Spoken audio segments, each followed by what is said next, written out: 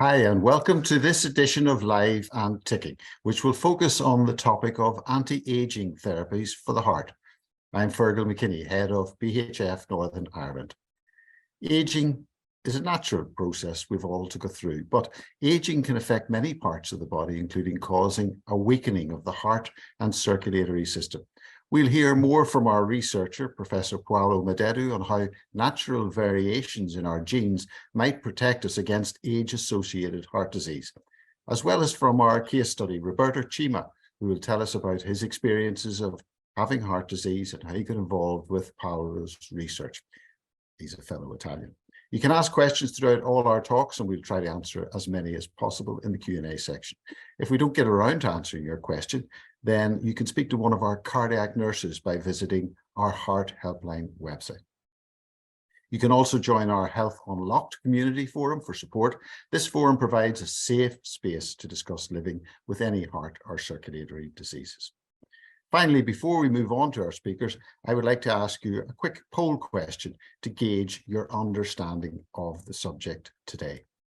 So how would you rate your understanding of the topic anti-aging therapies for your heart?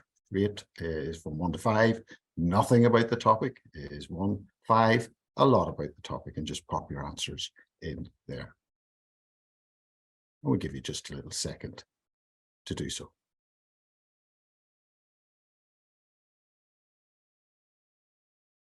Okay, so now it's time to introduce our first speaker, Professor Paolo Madeddu. Paolo. Okay, thank you very much for the introduction, and let me share with you my slides. Okay, so first let me give you some information about myself.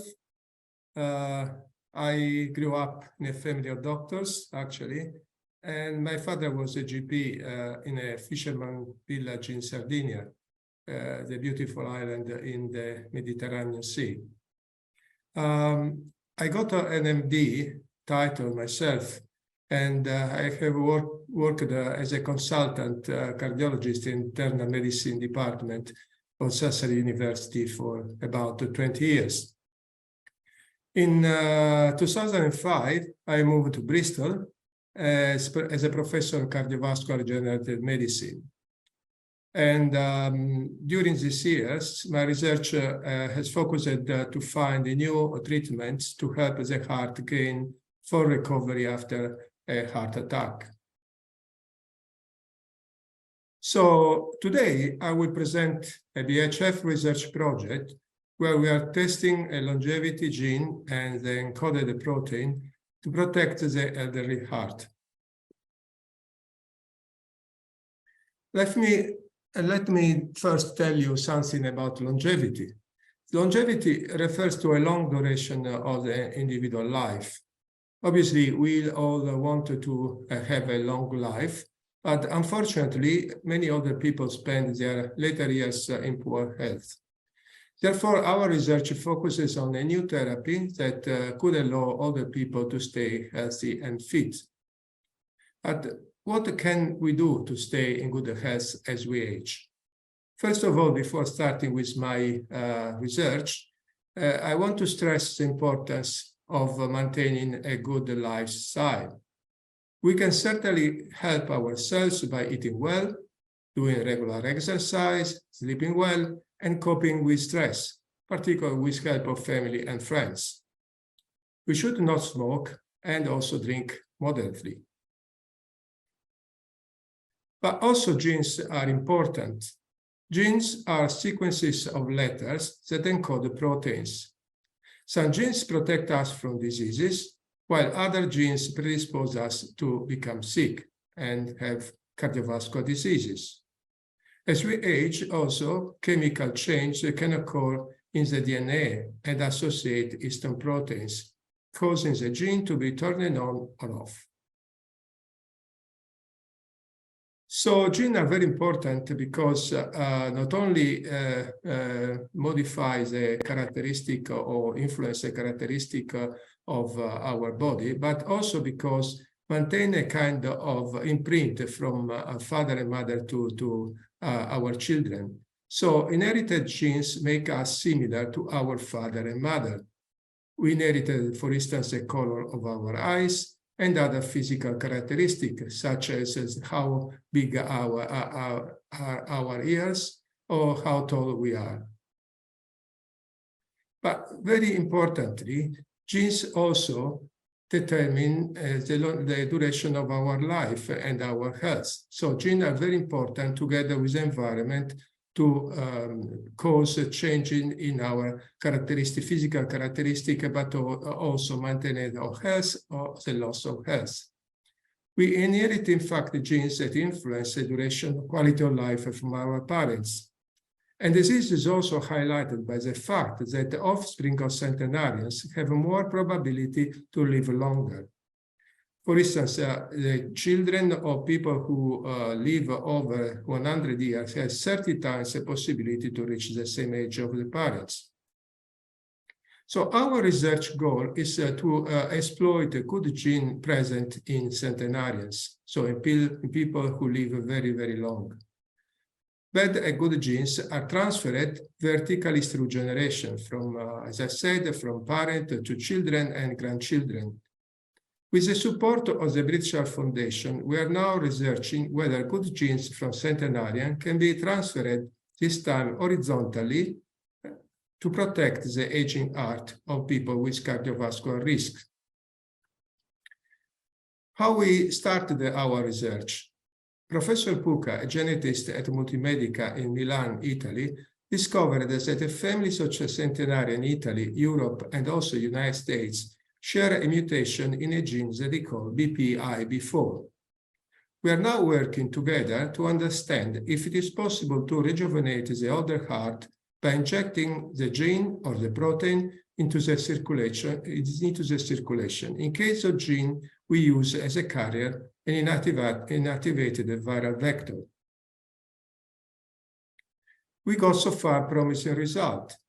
Our findings showed so far that signs of heart aging were delayed and reversed in mice. This was obtained with a single injection of the gene without any harmful consequence in this animal.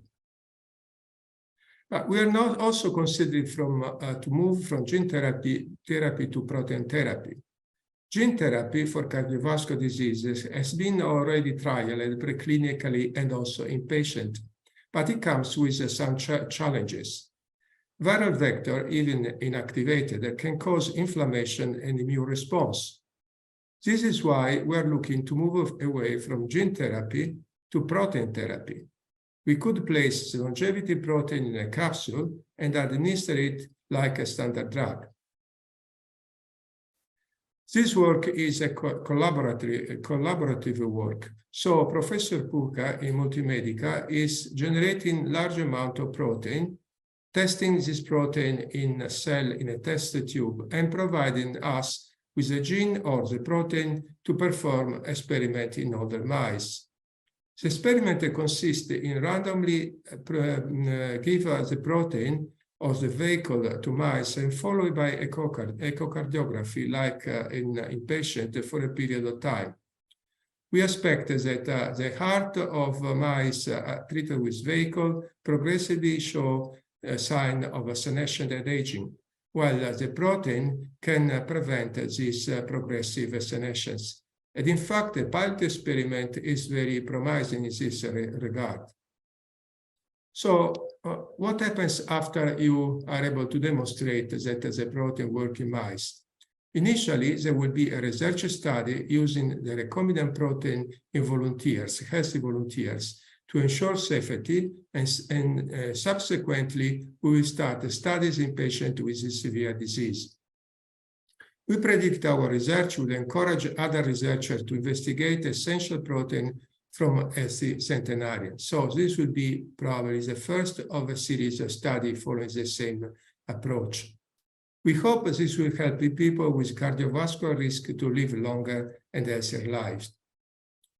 So my team is very grateful to the BHF for the continued support during this year. In fact, this is just the last of a series of projects that were funded by BHF and allow us to progress with several approaches to treat cardiovascular diseases. So thank you very much for your attention, and I'm happy to answer your questions. Professor Paolo, thank you very much indeed. I had myself muted there for just a second. Thank you very much. We'll take questions afterwards, and we encourage you to put your questions into the Q&A section that you can see at the bottom of the screen there. Now I'd like to welcome guest speaker Roberto Cima, who's along with Yana Thuraduro, our BHF Senior Heart Stories Officer, who will interview Roberto about his experiences suffering from heart disease. Yana. Hello. Hello. Hello. We have the Italian duo colliding. Good afternoon. Roberto, thank you so much for being here. As you told me before, made in Rome, 81 years old, which was surprising to me when I spoke to you first on the phone. I thought I was talking to a young man. So why don't we start back in 2015 when you started getting symptoms with your heart? You experienced some loss, didn't you? Yes, I had a bit of bad news. I had some bereavement in a family. My cousin and my sister passed away same day, within 3 hours of each other. I suppose my subconscious took a hit then, and 2 days later, I was admitted to hospital. Obviously, I was suffering with coronary imbalance. I was discharged 5 days later.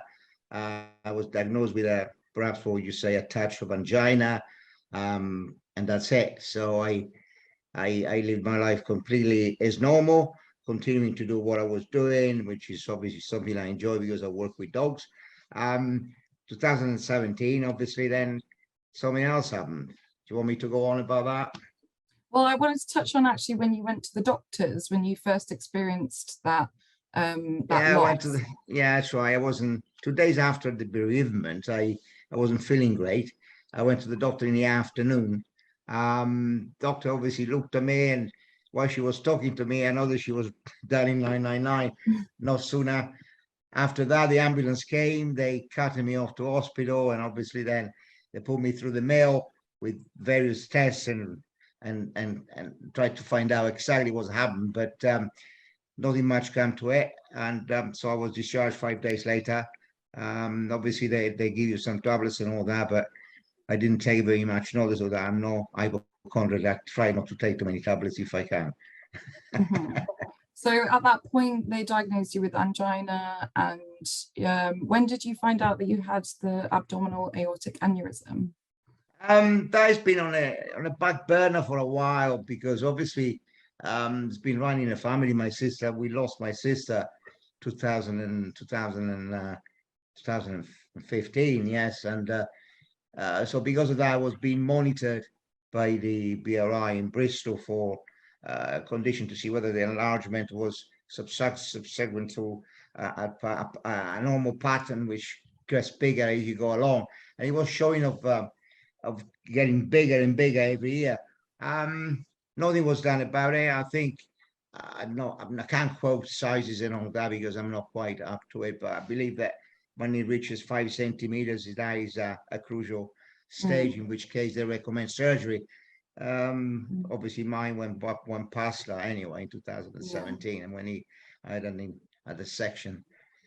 So for anyone watching, an abdominal aortic aneurysm is a bulge or swelling in the aorta that runs down to the stomach. And as you said, you had a dissection, which is a small tear in the inner layer of the artery wall. So that was when you had your surgery in 2017, wasn't it? What happened then? Right. I was just getting my car ready because I was driving to Rome. A couple of days later, I was getting my car sorted out. I always drive to Rome, and I just had this excruciating pain between my shoulder blades, and I got to the stage when I couldn't really bear it anymore. So I summoned Janet, my wife. She summons an ambulance because obviously she realized I was in a dire strait as far as pain. You can see on my face. The ambulance came. He didn't want to take me anywhere because he reckoned that I sprained my back in the afternoon. He's looked at the property. We got big property here, and we always got a lot of dogs around which we work with. And he said, "Oh, you done something wrong, take a paracetamol." anyway, long story short, my wife started jumping up and down and brought to his attention that my sister 2 years prior, passed away because of complication after surgery with the aorta. And so anyway, he summons another ambulance. The ambulance came. I remember sticking a needle in my arm, and I woke up sometime during the night about 3:30. The nurse said, "We're just moving you to Bristol, BRI," and that's it. And then all the rest is history, because a few days later I woke up in a ward. I looked around and I suddenly realized that I was in hospital. And then obviously everybody told me that, what I had and so on. But so was that for the dissection repair surgery after waking up? They obviously they repair the aortic dissection. They replacing it, by putting a spare. They went to the spare room and they got the right size and they whacked it in, stitch it up, connect you back to from a life support machine, because that's what they got to do first. It's amazing, really. But yeah, I mean, glad to say cardiology was really, really good, and I'm here talking to you today. So glad you done a bloody blinking good job. And how was that for your family? Because I remember you told me that the surgeon said that it was quite life-threatening, that surgery. Yeah, so I mean, I've had news from my son day before yesterday. In fact, he's obviously got hypertension, which again, it seems to me that runs in the family. They're now obviously written to his doctor to up medication to control hypertension. Now, my son is 50, he's in good health, but obviously he needs to worry about monitoring the blood pressure, because obviously he's done me in, he's done my sister in, so there is a problem with it. I tried to put the fear of God into him, because obviously he's seen me in hospital, when they done the repair to the dissection I had in the aortic, the ME arch. So he knows that unless he starts to take it seriously, he could go ending up with the same problem. Now, so he's now being cleared. It's absolutely perfect. The size of the aorta is good. His blood pressure obviously is now being controlled, and we hope for the best. Brilliant. And how was your recovery after that surgery? I must be. I mean, I would have been 2017. I would have been 76, 77, something like that. And the recovery was really a bit of a struggle, because it's a major operation. I understand it was 8.5 hours surgery. I can't remember how long I was in hospital. It must have been 2-3 weeks, 3 weeks, something like that. And I was home good 2 months before I could really start handling dogs and everything else. I mean, there's been times when I was making really good progress and then suddenly going back again. But obviously, again, I struggled quite a bit. I must admit, 2 months really took me before I could say we've done it again. We're back on a square again, bashing away. But it is a struggle. Yeah. And how's your condition now? I got another aneurysm, which is threatening to walk away without me, which is not to be recommended. I just go on. I won't do anything silly. I don't know what doing things silly is all about, but obviously it's with me. They can't do nothing about it, because it's gone past the critical stage.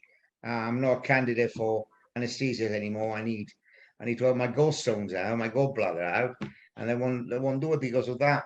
So my life, I mean, the aorta is a big problem, and of course I've got a heart failure now with left ventricular, which is not pumping the way it should. So it's lost the elasticity due to high blood pressure, so I'm told. So obviously at times, especially in the morning, early in the morning when I wake up, I'm very short of breath. So I have a nice cigar, a good Havana cigar, and I think, oh, that I must give it up. But yes, I mean, you get collateral damage, from hypertension. You get collateral damage, and people do not realize what a sort of a crippling condition that is. Yeah. Well, how has your condition affected the way that you live your life? Like, I'm a bit of a diehard. I'm not a hypochondriac again. I must stress that. A lot of people with my condition, they would be in there, they would have a scarf around their neck. They would be in a warmth. You know, I got to live my life. Obviously, you got to be realizing your limitations, and that is the main thing that you got to do in order to negotiate and to manage the condition you got. But I'm not going to curtail my life too much, because otherwise you might as well sit down and wait for it to happen. So I think what I say to everybody, just be sensible. And that is what the doctor will say to you. They say, be careful, be sensible. But at the end of the day, you're the only judge for it, really. The person that is suffering with it is the only judge. And obviously they've got to curtail, increase or decrease the activity according to what you can do. And likely, you know, if you are self-employed like I am, you know, you can have a day off when you like. But obviously, if you're still in employment, full-time employment, then obviously it's difficult. But anyway, that is what you got to do. I think strongly, I recommend people do not to get a downer, as the doctor will say, you're on a downer now. Don't do that, because that's not going to help anybody at all. You know, you must accept the condition you go, work with your doctors, work with the, you know, with the physicians, with the people that are going to help you. There's some very good professionals out there now, and they're going to make it. They're going to make it happen for you. So I can tell you still got a zest for life. I love it. I love it. I love it. And how did you get involved with Paolo's research? Paolo is look at Paolo as being a very good professional. He's a mentor for me. You know, I keep picking his brain. You know, what about this? What about that? You know, and he gives me good advice. And obviously, he does promote. You know, sometimes I mean the hospitals are very busy. That the cardiology in the BRI in Bristol are very busy. So obviously, sometimes my appointment are not coming through as it should. So obviously, he has a little prompt. You know, with that is what you call the inside information or the inside connection. But I mean, mainly, really, I talk to Paolo because I always like to pick people's brains. You know, that's how you learn, and how you shape your future, and how you shape your life. You know, by offering conditions, by asking, what about this? What about that? And then obviously the answer you get, you've got to modify or increase or decrease it to suit your lifestyle, because that's the main thing. You must continue living your life. Do not curtail your standard of living in any way, shape, or form. Modify, yes, to accommodate your condition, but do not change it. Absolutely. Otherwise, you're going to go around the bend. Fabulous message, fabulous message. And of course, as you're not a candidate for surgery anymore, your anaesthetist won't put you under. Wouldn't it be incredible if Paolo could develop a treatment that could heal your heart without surgery? Good. Yeah, I mean, I'm putting money on him anyway, so he's going to do it. He's a clever man. Italian, isn't it? Italian. You can say I'm a bit biased. Oh, thank you so much, Roberto. That's brilliant. It's a pleasure. A pleasure. You're doing a fantastic job. You do fantastic work. The Heart Foundations, you know, keep flying. You know, it's an amazing institution, and great. We're lucky in this country. We got such institutions anyway. Thank you very much indeed. Thank you. Thank you so much, Roberto. Fearghal, I think that's back over to you for questions. Thank you, Roberto. It's been a pleasure. Thank you very much, and Yana, thank you very much indeed. Roberto, I thought I was going to be sitting here listening to something that would make me sad, but you've had me smiling the whole way through your interview. And we'll welcome back Paolo as well, and stay for the questions. Most of the questions are for Paolo, but just on your last few comments, I think people may be anticipating what you've been saying, Roberto. But in difficult days, how do you stay positive? One of our attendees is asking me. Yeah, should I go through the different question? No. Paolo, I'll kick off with Roberto here first, and I'll tee the other questions up just a second. But Roberto, what keeps you positive in difficult days? I've got a zest for life, you know, and I love life. I love what I do, and I think if you feel sorry for yourself, you're going to succumb. You need to fight it. You know, you mustn't give up. Problems come in life, you need to work around, solve them, and move on. You know, don't just, oh, I'm so unlucky, you know, I got heart conditions, I got heart failure, my heart is going to blow.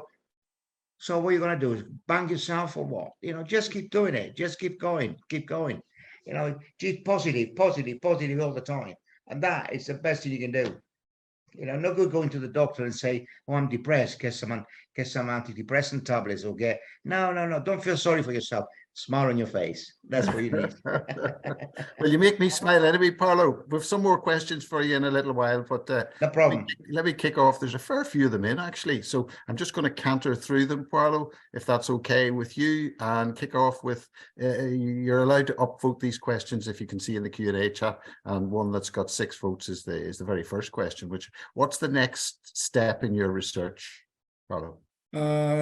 Obviously, we really wish to jump into the clinical trial, but even this protein is already present in our body, so different from drugs that are administered to patients. We need to be very cautious. So we need to collect a lot of proof that the benefit is real, and then move on to a safety trial. So to be realistic, the major difficulty, major challenge will be to produce a clinical grade large amount of protein, which is very, very expensive. So this stage is critical because we need to involve potentially donors and companies. I'm talking about a cost of about between 5 and 10 million pounds to produce a large amount of protein. As a first study will be safety, so a few volunteers will take the pill to demonstrate that it is safe. And we need obviously to have enough information first in animals, and this volunteer study, and then apply for a clinical trial in a patient with, for instance, heart failure. But again, require application and recognition by committee who give us a green light to do the trial. So let's say that we're probably ready to do the clinical trial in 3 or 4 years' time. Okay, we've got a couple of clinical trials questions later on coming up, but the next upvoted question is there other research going on across the world that is looking at aging of the heart, and do you work with other projects? Yeah, actually, I have been founded also by the Medical Research Council to study the same approach to treat children with progeria. So progeria is a very rare disease. They affect children, and they are born normal, but in a few months they become like 70 years old people. And they develop very early cardiovascular complications. So they die for heart attack before they are 12. So there is no treatment for this genetic disorder, and we are granted by the Medical Research Council to see if our protein can delay the aging in these children. And then we have also a project grant from Diabetes UK. Diabetic patient develop a form of cardiomyopathy, and this project is just to test the effect of the protein in delaying the development of diabetic complication in the heart. So as you see, we are just studying the protein from different angles with the hope to collecting more and more information before starting human studies.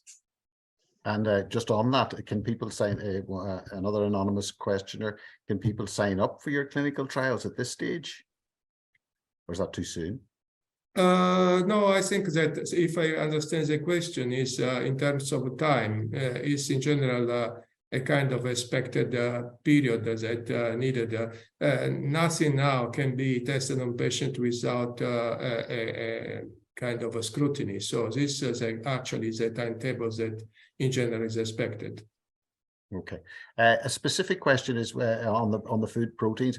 When digesting food, proteins are affected by the body enzymes. And how do you protect the ingested protein from these enzymes? Yeah, this actually is very, very interesting question. Even, a reviewer of our grant asked this question. So basically, it's true. Most of the protein, once ingested orally, are destroyed in the stomach. However, some protein also pass to the rest of the intestine, not affected. In any case, when we go to arrive to reach the stage of clinical trial, we will develop a system for coating the protein and allow the passages through the stomach without digestion. So this is not a big problem. Okay. I think this question has a little tinge of jealousy in it, or at least trying to work out what is it that people in the areas that you referred to, what are they doing to reach 100 years old, apart from the fact that they've got a gene that helps? Yeah, actually, the point is that as a human being, we have in any case a kind of clock that decide what is the maximum age that we can reach. It's calculated that probably the maximum age that human beings can reach is 130, but obviously this is kind of a theory, nothing really written. Some people can reach that age, and there is a area of the world, for instance, even in Sardinia, my island, where something like 3% of the population is over 100. They live well, they live in families, they enjoy their life, and they share also one characteristic that is typical of Roberto, actually. Probably Roberto has some this magic gene because they are enthusiastic. So one of the characteristics of centenarian is they are just enjoying their life. So to answer your question, is having a good gene allow us to live long, but fit and happy. This is important because at the end, it's not the duration of life, but the quality of life that is very important. So the answer, yes. We can reach, very late stage of the life, and what we can do is be happy. Yeah, the next question kind of touches on this a bit, but it pulls in the health system. So I don't know whether you want to go here or not, but it says more than 12 million people in the UK are over 65. How can slowing down aging affect the UK healthcare system? Yeah, actually, this is also another very, very important question. As you see in the example of Roberto. Roberto is kind of example of what technology can do for our life. This kind of treatment were not available 20 or 30 years ago, and people don't have the possibility to survive. However, technology have a limitation because it's palliative, so just limit the damage. And we also reached a stage where more and more people hope to receive this kind of high technology treatment, and there is a bottleneck. So our NHS system is, possibly collapsing because more and more people is asking interventions that are very expensive. So we need actually, and this Bristol is I think is a very good example. We have a wonderful, very expert surgeon and cardiologist that are just treating patients, but in the same place, people like me, I'm a cardiologist, but I'm devoting my life to research, working together to find a new solution. A new solution can reduce the number of patients that need this kind of technological treatment, or giving hope that we can also save money to the NHS with the new drug that somehow can be added to the armamentarium that we have now to treat patients with cardiovascular disease. So we can eventually reduce cost and allow possibly people to live better. Just another anonymous question. Are there particular conditions this research is targeting, for example, heart failure? What angle is it coming from, or is it? Yeah, actually, this is also a very clever and very interesting question. So, in fact, we are doing an experiment that can be called preventive and rescue. So, for instance, we studied mice at different age of the life, corresponding to human life age of 50, a human age of 70. And in case of early treatment, we saw a clear delay of the aging process in the heart. So we could see that mice treated with vehicle have the progressive decrease in contractility of the cardiac pump, and also less blood vessel. But these were maintained in the treated group. In the rescue experiment, when we started late in the life of mice, we found actually a reverse of the pathology. So the heart of these mice started to pump better, and the recovery essentially corresponds to 10 years of life. So obviously, I don't know if this will happen in humans. I hope so, but it was a really unexpected and incredible result. Eventually, even in mice with diabetes, we saw recoveries that and the mice develop a kind of heart remodeling similar to the heart of people who do exercise, athletes. So I think that we are obtaining findings that are very promising in this respect, both for prevention and for rescue. Paolo, with more questions for you, but one for you, Roberto, that's come in. How was your sleep affected for, about a year after surgery? I don't think the surgery affected my sleep at all. In fact, to be honest with you, obviously, no, in fact, I can't say that my sleep pattern was affected by the surgery. No, it wasn't. I slept naturally. I slept, I think I was sleeping quite well, actually. Obviously, the first few days you're home, post-operative or post-hospital, because obviously you've been bedridden for many weeks, or at least 3 weeks, I think I was, probably more. So you're a bit weak, turning around, you come back. No, the sleep pattern wasn't affected, so I can't say it was affected now. Yeah. Can I just tell you, Roberto, that you've got a few fans out here. There's people. I tell you what, if you can't, sorry to interrupt, if you got a problem with sleeping, a glass of vino does a job. Doesn't do any harm. Okay, very good.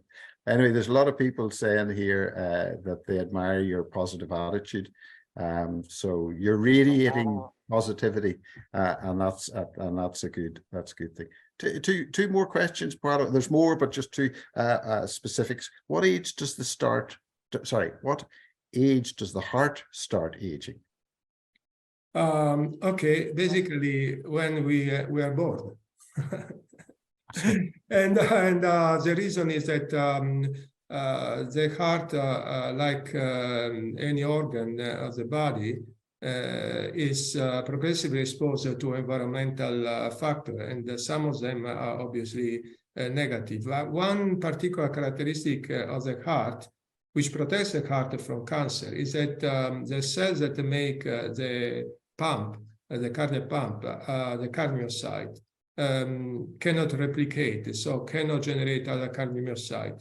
So, and during aging, the number of cardiomyocyte progressively decreases. In other words, it's like any other pump in which the contracted component is progressively reduced. There are compensatory mechanisms. So with aging, you have less cell, but they become hypertrophic. So they become bigger. And this helps contractility to be maintained.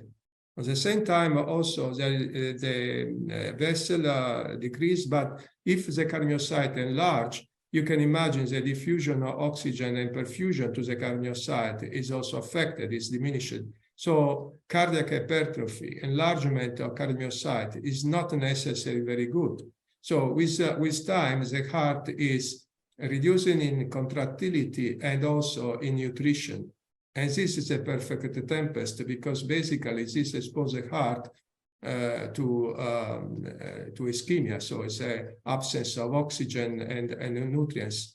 If you add that in the meantime, there is also a development of atherosclerotic plaque that occlude the major coronary artery. When this happens, that one plaque is disrupted and there is thrombosis, the heart is already in poor condition and is unable to respond proper with a proper healing process.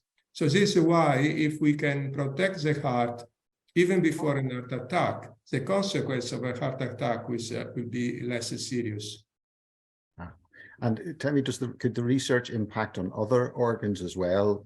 That's another question that's in.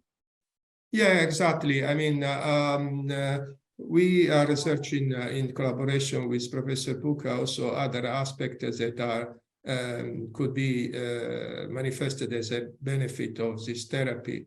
And we saw, for instance, there is an improvement of vascular function, less atherosclerosis, but also the immune system seems to be positively influenced by the treatment. So immunity is also the immune response, how you respond to infection, to injury in organs is crucial during aging.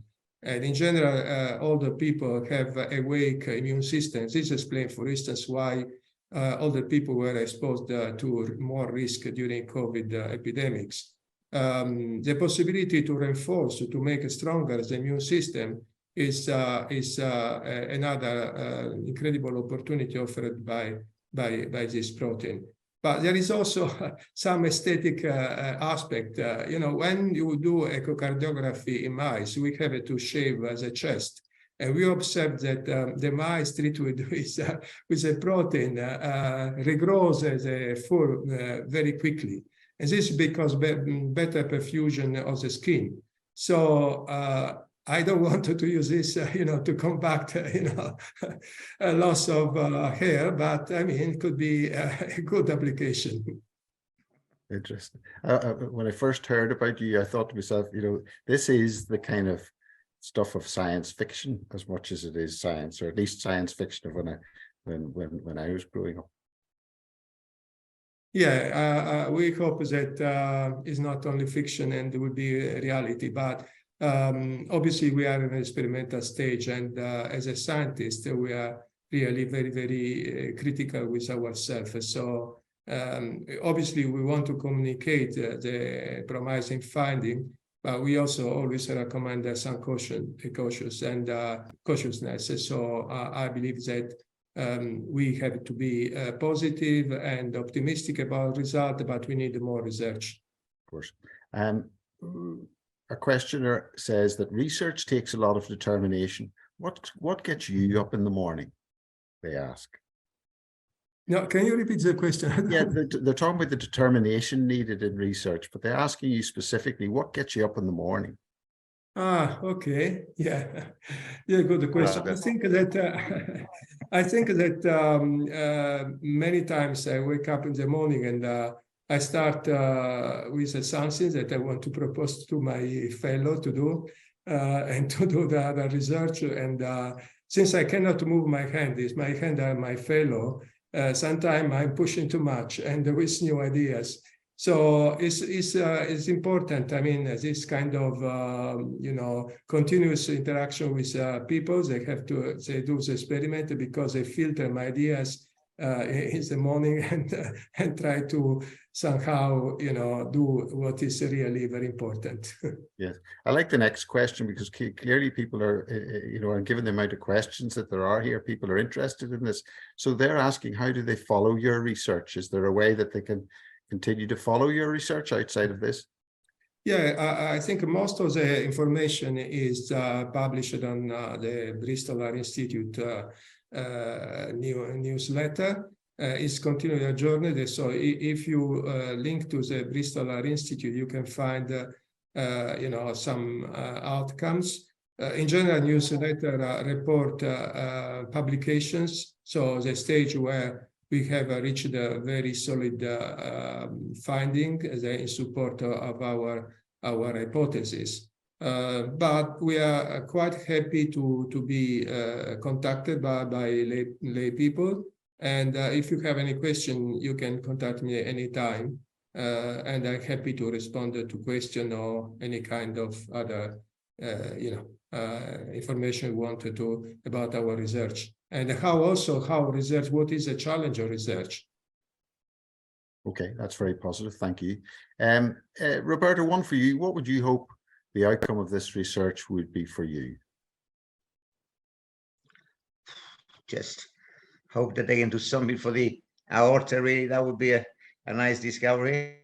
If somebody can repair my aorta, that would probably enlist me for a longer life. But it probably Paolo is working hard on that.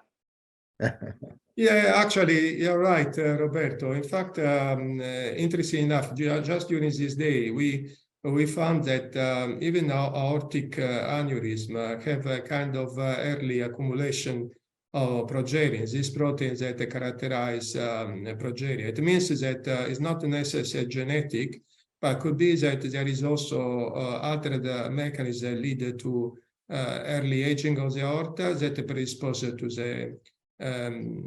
this pathology. But also there hope that we can, in fact, we have a project, a cardiac surgeon working now in the lab.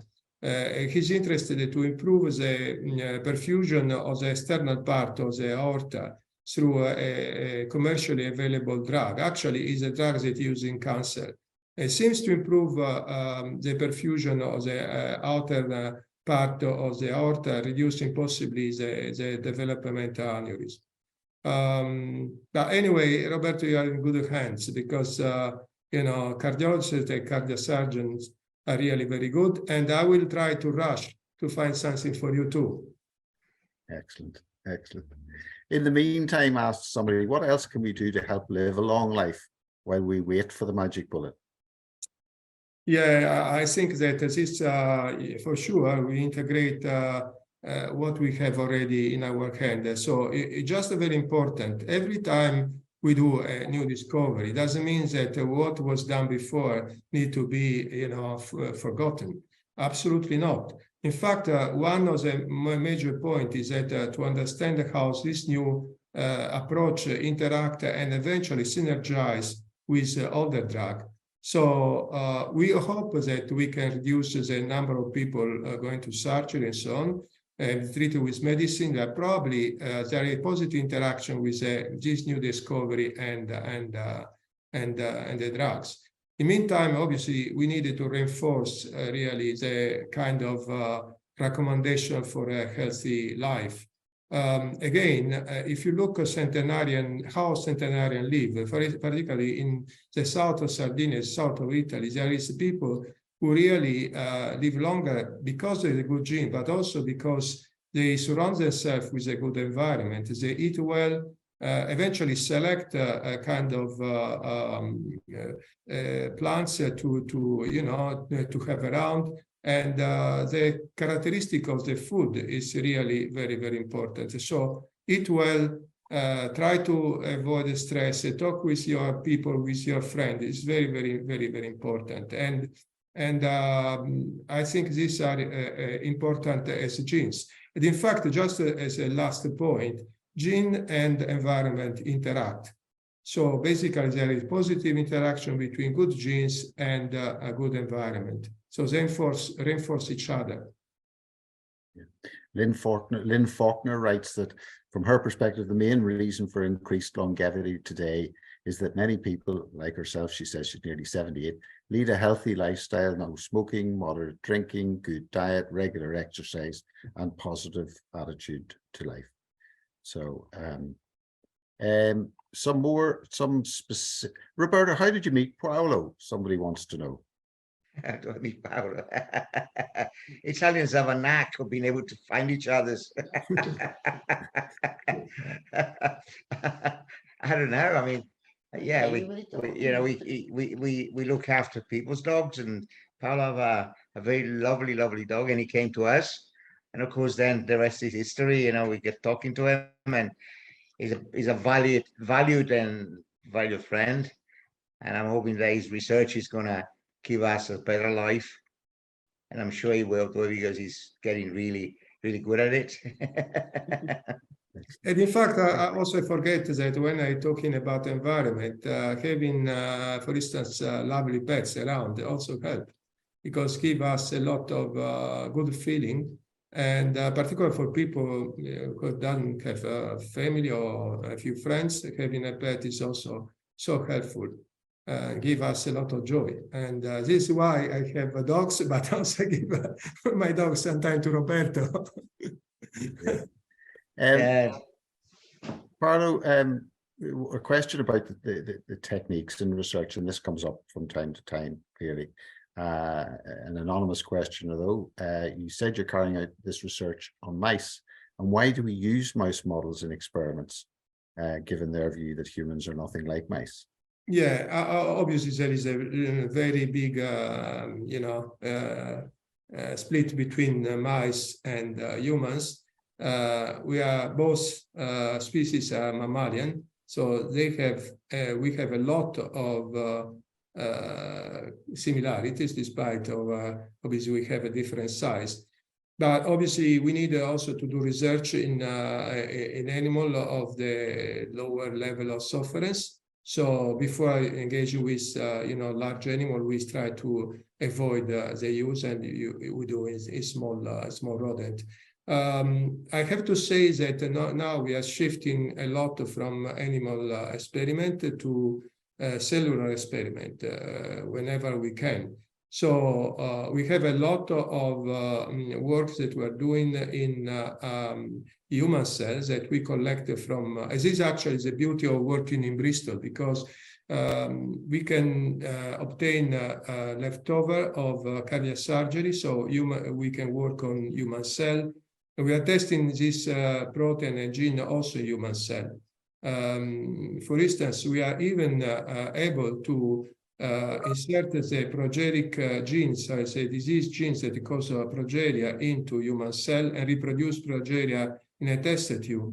And this allows us to have information already instead of animal in human cell, human cardiac cell, which are very, very important to have more probabilities that what we see as a good result in mice can be reproduced in human beings. So this actually is a big challenge, is right. Many studies done in mice cannot be reproduced in humans just because some physiological difference. And this is why we needed to use alternative approach to confirm our result. So work in test tube and eventually work also in vivo. Okay. To be honest, also there is an emerging technology which recreate human organ in a test tube, putting together different human cells. And these are called spheroid or artificial organ. And this is also an approach that we are considering. Okay. A few other, and some of them were one or two specifics, but this is generic. Do you advocate for a Mediterranean diet? Yeah, actually, certainly Mediterranean diet have a particular aspect. So it's not rich in fat, which is obviously is good for our blood vessel. It has high content of vitamin.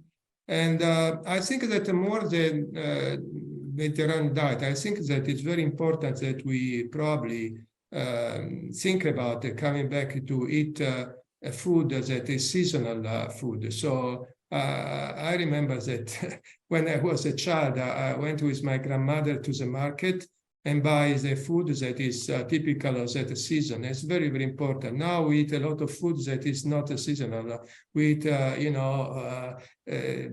grape in winter and, whatever. I think that this enrich obviously our diet because we have a food any time of the year. But it's come with storage and chemical treatment. I would really recommend, if possible, to eat a lot of vegetable, fruit, but also seasonal food. Okay, one in here of a deep research nature. Let me see if I can get it right. Do you have any indications that the protein affects stem cell activation? And they're thanking you again. Keep up the good work. Actually, one of the targets that we saw that most improved by the protein, in fact, is a cardiac cell that is called pericyte. Actually, pericyte are my love because I'm one of the world experts in this cardiac cell. So pericyte are a kind of stem cells that surround the vessel, the coronary vessel. And they're very, very important in maintaining the stability of the coronary circulation. And we saw that after treatment with a protein, these pericytes that are in general also under the effect of aging are restored in their function. So the coronary circulation become very enriched in pericytes, so the circulation become more robust and less fragile. The heart was considered for a period of time containing stem cell, but this was argued, and the presence of stem cell in the heart is not demonstrated. So, as I said, the cardiomyocyte tended to die, cannot be replaced when irreversibly damaged. However, there are progenitor cells, so cells that are able to be maintained over time and reproduce themselves. And one type is the cell type that I mentioned before, the pericytes, so perivascular cell. And we saw actual benefit of that. But unfortunately, the heart doesn't have a stem cell. Okay. Well, listen, thank you both very much indeed. We hope we've answered all your questions, and as you can tell, they come in from all sorts of different angles, and we just present them. But I'm hoping that all of them were answered, even if they weren't referred to specifically, that you've referred to them throughout your other answers. I'm no medic, Paolo, but I think we should prescribe Roberto on the NHS. He has a great positive attitude, so I really want to thank you, Roberto, for contributing today as well, and Paolo, thank you too, and thank you for watching this edition of Live and Ticking. We hope you've enjoyed hearing from all our brilliant speakers. Before we wrap up, I'd like to ask you another poll question. And so after today's event, how much did you learn about anti-aging therapies for your heart? And once again, nothing new is 1 up to 5 where you've learned a lot. And as I say, if we haven't managed to answer your question today, then we encourage you to visit our Heart Helpline, where you can contact our dedicated clinical team about your query. You know, all our incredible research is funded 100% by you, the public. If you've been inspired by the amazing science you've heard today, then all donations to support our life-saving work are very much appreciated. And there's a link to donate should you wish to do so at the end of the event. Our Live and Ticking series are monthly, and we strive to produce the best events possible. Your feedback and comments are crucial to help plan and develop future events. So feel free to put your views forward about how you want them improved or amended or continued in the way they are. So we ask if you can complete the survey at the end of this event or through an email you receive in the coming days. This Live and Ticking event was recorded and will be available on our YouTube channel from next week. Our next event will take place on the 26th of April on the topic of heart surgery, what to expect. So thank you again for joining us, and goodbye. Thank you.